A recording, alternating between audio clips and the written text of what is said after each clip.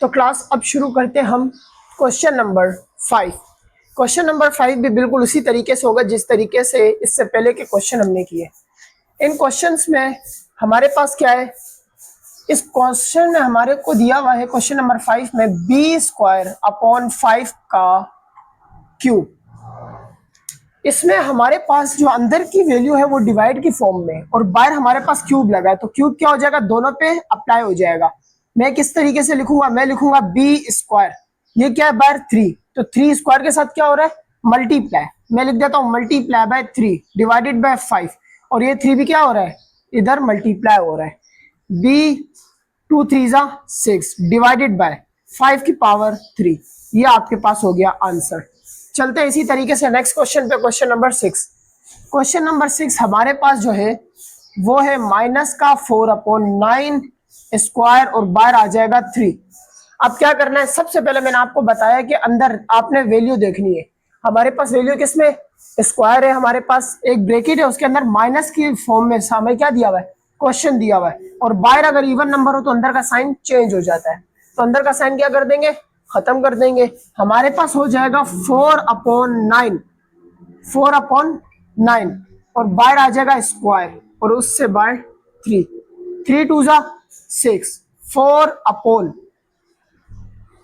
4/9 power हो जाएगी हमारे पास 6। अगर आप इसे और सिंप्लीफिकेशन करना चाहते हैं, सिंप्लीफाई करना चाहते हैं, तो आप क्या करोगे, 4 की पावर 6 डिवाइडेड बाय 9 की पावर 6 आपके पास फाइनल आंसर हो जाएगा।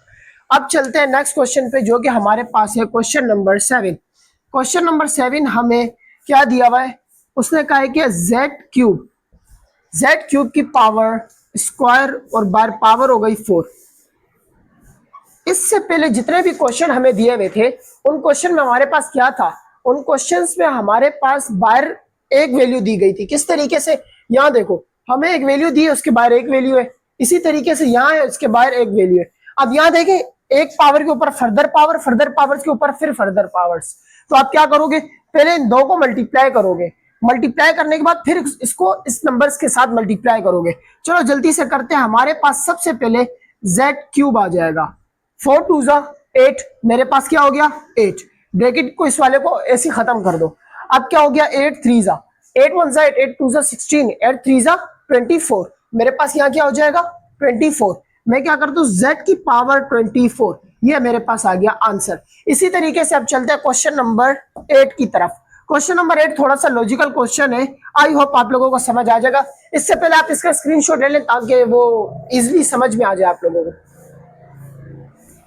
जिसमें हमारे पास m² m³ m की पावर 4 स्क्वायर और पावर 5।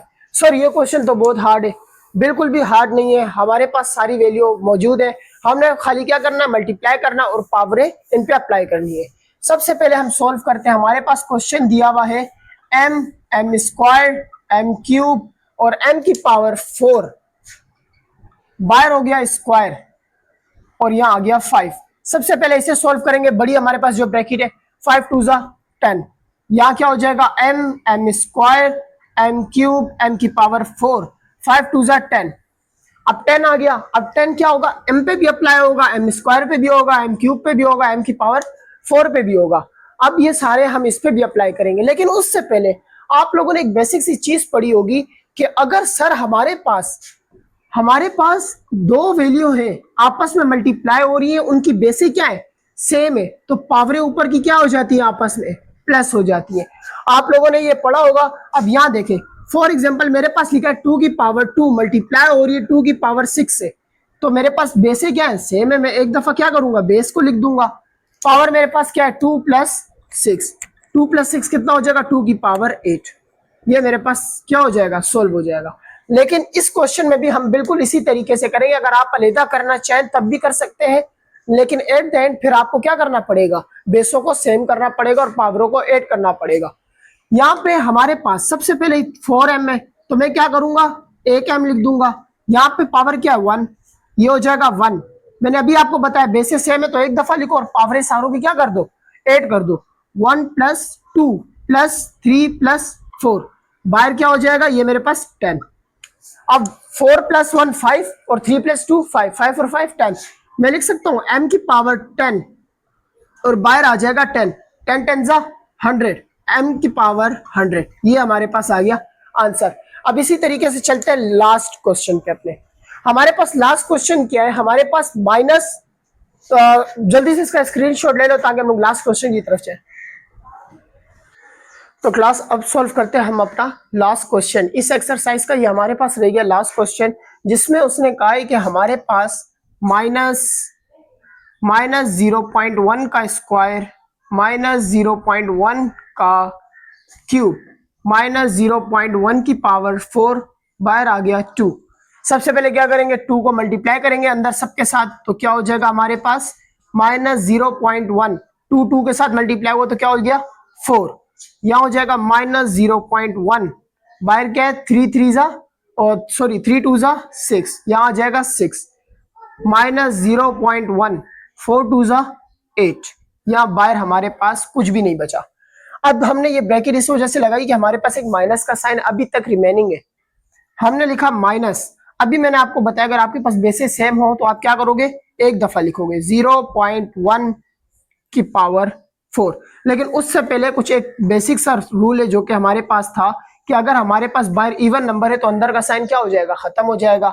ये भी हमारे पास इवन नंबर, ये भी मेरे पास इवन नंबर और ये भी मेरे पास इवन नंबर, तो अंदर के सारे साइनों को क्या कर देगा, खत्म। तो यहाँ आ जाएगा 0.1 की पावर 4, 0.1 की पावर 6, 0.1 की पावर 8 और बाहर हमारे पास माइनस। अब क्या करेंगे, बेसिस सेम है, मैं एक दफा बेस लिख दूंगा 0.1, ये क्या हो गया मेरे पास 4 प्लस, ये क्या हो गया 6 प्लस और ये 8, 8 और 4 मेरे पास कितना हो जाएगा 12, 12 और 6 मेरे पास हो जाएगा 18। मैं लिख सकता हूं ये मेरे पास माइनस का साइन ऐसी आ गया माइनस 0.1, ये हो जाएगा मेरे पास 18, ये मेरे पास आ गया फाइनल आंसर। और इसी तरीके से हमारी एक्सरसाइज 1.4 एंड हो गई।